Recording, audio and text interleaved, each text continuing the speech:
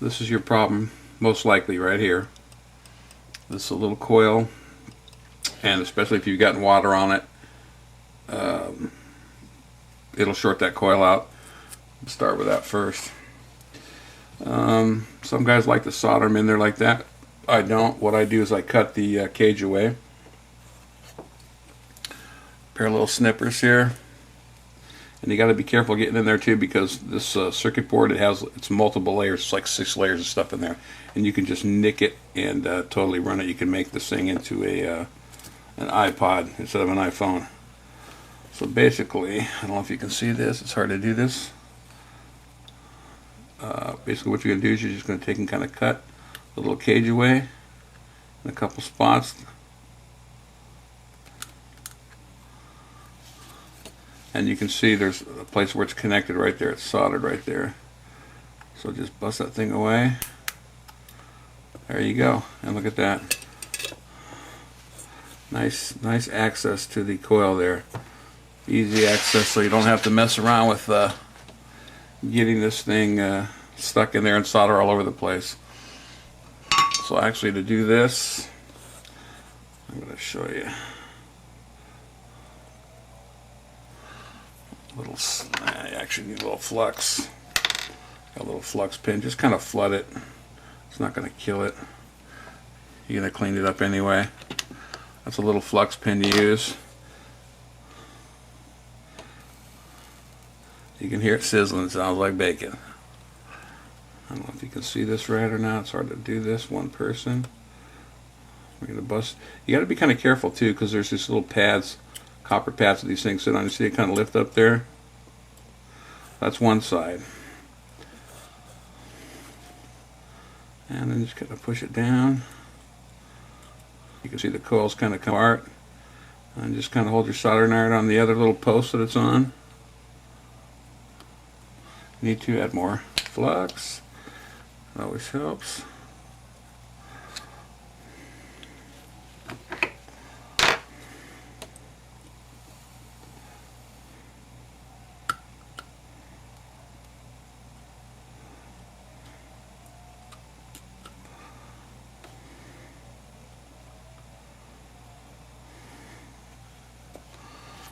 Actually, it's funny, you add solder to it and it helps it to help it flow. You kind of clean it up when you're done anyway. Okay, so there you go. That's the old coil off right there. And this is what you're kind of looking at right here. Let me zoom in. You can see the little 2 little tabs where it was. Right there and right there. So it still has a little bit of solder on it. And basically what you do,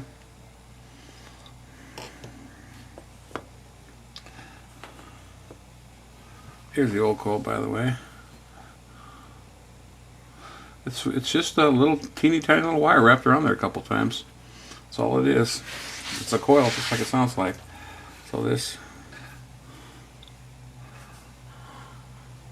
let's see, here we go. There we go. There's the coil right there. So what you want to do also too, just kind of clean up your area that you're working on. There's way too much solder on there. You want to get this little wick stuff here. This is a copper wick. You just kind of put it on that and put the heat to it, and it'll take up any, if you just happen to get a bunch of extra solder on there, like too much. So I'm going to put a little tab on there. Just enough to coat that thing. It doesn't really take very much, actually. It's a pretty small piece, so anyhow. Keep my tip nice and clean. Look how nice and shiny that thing is. Let's see. So this is the part that's actually a little on the tedious side. Doesn't make a difference which way you have this thing on there. Doesn't make a difference if it says 6R8 or 90 or, or upside down, whatever it reads. Now I'm doing this with without a magnifying glass or anything like that. But what I bought, this is what I got when I first started. It's lighted, and you can actually just stick it out. You can just lay it down in front of it like that and kind of see what you're doing. It's not too bad, really. But this is what I ended up getting right here. This nice little triocular telescope or microscope here. It makes it a lot easier to do, but it can be done the other way.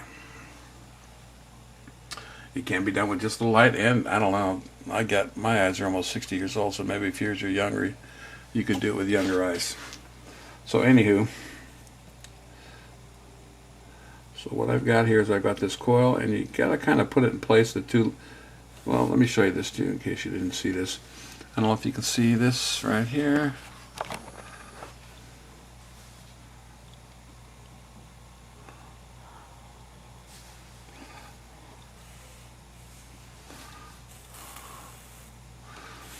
Okay, there's these two little metal pieces right here. There's on each end.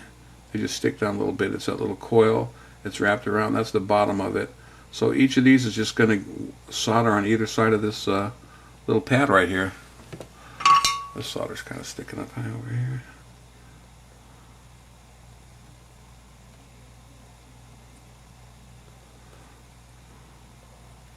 So basically, it doesn't have to look pretty. It's just got to be soldered on there. It's not. We're not trying to go for any beauty contests here. What you're trying to do is just save yourself, I don't know, whatever it costs, $100 and something bucks to take it into a regular shop. I do the repairs myself here, and I charge $60 to do it.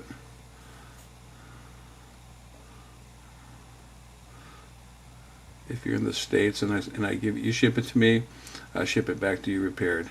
And it could also be, it might not be your coil too. It's a possibility it could be your actual LCD itself. So I check that out before I do make the other repair. If it's just your LCD, we do the same thing. Okay, so basically I've got that there. I'm going to give it a little pressure, hold it down. I'm just going to put my soldering iron over here. Let it melt that solder in that back pad. It just falls right on there. Same thing, this is a kind of a flat one. Turn it flat. Put it on there. It'll just heat the solder on that pad, and as you're giving a little pressure down there, boom, thing just sets right on there. I'll turn my solder iron off. And that's it for that. That's the repair done right there. It's not really that complicated. That was done, you know, without even a magnifying glass, so it can be done. Really the main thing is just having a halfway decent soldering iron. But you can get some, as long as you can get a fine tip on that thing. I don't know if you can see how fine this tip is. But that's what you need. You need a fine tip on that thing to do it, not a real fat one. Someplace where it's going to kind of concentrate it. And make sure your tip's real clean too. So that's right there. That's that right there. The next thing to do is we'll just go ahead and reassemble it. And you know, we'll go from there. We'll see what happens when we plug it back in, and we should have the backlight should be fixed. So let me go ahead and pause this thing. Yeah, I'm gonna go ahead and pause. I'm not gonna do. I'm not gonna, you know, show you redoing this whole thing because you don't need to see that. We'll put it all back together, and then we'll see what happens when we fire it up. Okay. Okay, here it is all installed back in there. You can see with the cage on there. You can't even see that you cut that part of the cage off of it. In fact, here's one that I did. I don't know what else I was doing on this. I think I just went kind of a little crazy. Oh yeah, this is what I wanted to show you too. You have to be careful when you cut that cage off there. I kind of nicked the motherboard here. So when I nicked that motherboard, it didn't like it. So I basically, this is luckily my phone. It wasn't somebody's phone I was repairing. This is one of those ones that you learn as you go. And I got these things in here, these little nippers in there. I got them in there pretty good and kind of nipped that board. So I ended up fixing it. What I did is I just had to kind of to sand away to where it exposed all the different layers so they weren't touching each other. And then I put some lacquer on it to cover it. But this one's working fine now. And I'm going to put this one back on the board.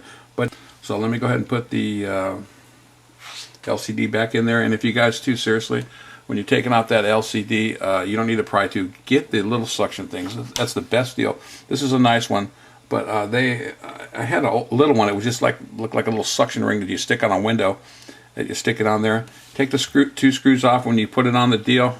I'll put it on the bottom part here, kind of by the butt, and you just kind of rock it back and forth on this, and it'll pop up. It's so much easier than trying to use a pry tool to do that. I don't even know why they'd even give you a pry tool to try to take those things apart. So anyway, let me pause this thing and I'll put it back together and we'll fire it up and see what happens. Okay. Alright, so it's all put back together. We're going to hold the button down. Let's see what happens here. There we go. It's going to fire up. Check it out.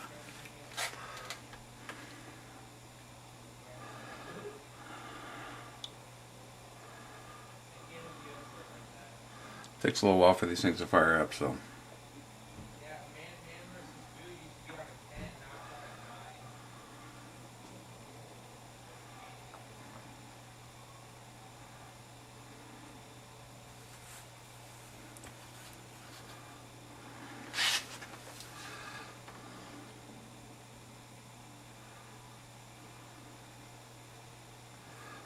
There we go. It seems like when you're waiting for it, it takes a long time. So there. Okay, anyway. Like I said, I sell the coils on eBay. There's my ID. My eBay ID is Tinner, Tinner 105. And I have an email too. It's tinner105@roadrunner.com. Now I sell the coils on the auctions in Great Britain and in the United States. I sold a few hundred of them, like over 300 right now. I have a few thousand left to go. I think I have I just bought 500 or something from another guy too, so I bought some people out. So if you want to buy the coil or if you need any help doing it, you can use the video. I also have a little PDF file that I can send you too. That's whether you get a coil from me or not. It kind of shows you how to take the thing apart too. Really, it's not that complicated. It just seems a little overwhelming. Just be careful when you put it back together and go on the internet. There's plenty of good videos out there on the internet, high quality ones too, on how to take the 3GS apart. So I guess that's it. Fix it yourself if you can. If you can't, send it to somebody else. Like I say, I do the repairs too. I charge $60 for the repairs. If you're in the States, because trying to do it from another country, send it in here, it's just a big pain in the hiney with customs and everything. So if you're in the States or Canada or something like that, go ahead and contact me at my email, tinner105@roadrunner.com. And what I'll do is you mail it to me, I'll fix it, and then I'll send you a little invoice for $60. You pay it, I ship it back to you, and that's it. Your phone is fine. Just make sure, if you can, I'd back up all my information, because you never know what's going to happen, and you don't want to have your personal stuff on there anyway. So back up your stuff on your computer before you send it.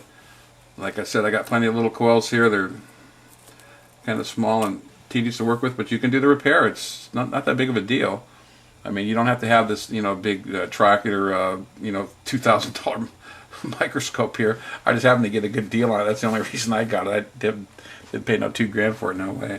Anybody that knows me knows how frugal I am, and that's actually how I started working on these things too. I'm not a big electronics whiz. I'm a tin knocker. That's what my Tinner 105. I do air conditioning duct work. I bang it around. I call it tin knockers.